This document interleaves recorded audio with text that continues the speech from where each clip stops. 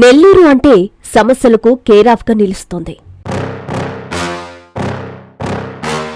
ఎటు చూసినా ఏదో ఒక సమస్యతో నెల్లూరు ప్రజలను ఇబ్బంది పెడుతోంది. అధికారులు పట్టించుకోవడం లేదా, లేదంటే ప్రజల్లో ఇంకా చైతన్యం రావడం లేదా? అసలు తప్పు ఎక్కడ జరుగుతుంది?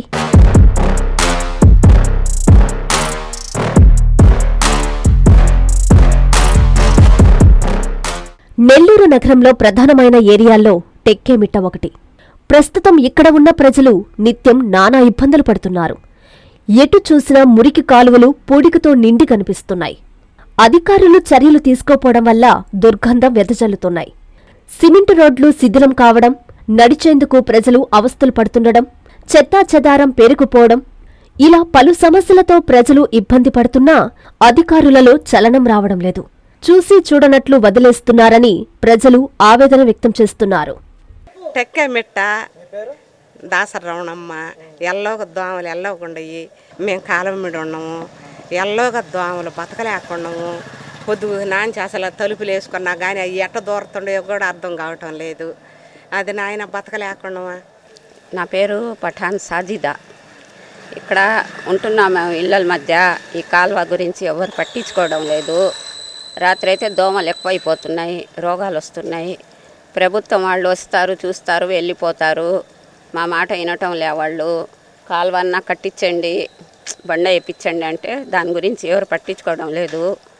చాలా కాలం నుంచి ఇక్కడే ఉంటున్నాం మేము, ఇస్రాయి లక్ష్మీ అపార్ట్మెంట్స్. అందులో ఈ కాలువ గురించి అస్సలు ఎవరు పట్టించుకోవడం లేదు. ఎలక్షన్లు వచ్చినా కూడా చూస్తామమ్మా అంటారు, మాట్లాడతారు, వెళ్ళిపోతారు, మళ్ళీ అవపడరు. ఎవరు వచ్చినా కూడా ఎట్టుంటున్నారమ్మా అంటారు కానీ దాని గురించి అసలు ఏమి మాట వినడం లే. కొళాయిలు వేయించామంటే దాని గురించి పట్టించుకోవడం లే. కాలువల గురించి అసలు పట్టించుకోవడం లే. మీ టీవీ ద్వారా మాకు సహాయం చేయాలని మేము కోరుకుంటున్నాం.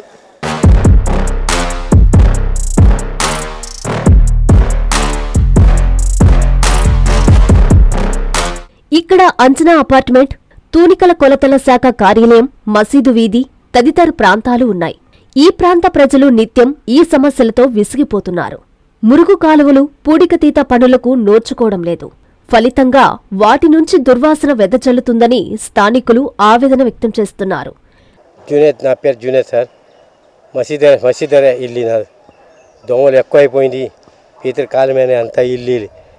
ఒక్క నిమిషం జడికి రాత్రి నిద్ర రావడంలో దోమల దెబ్బకి ఈ రకాల గలీజు ఉంది.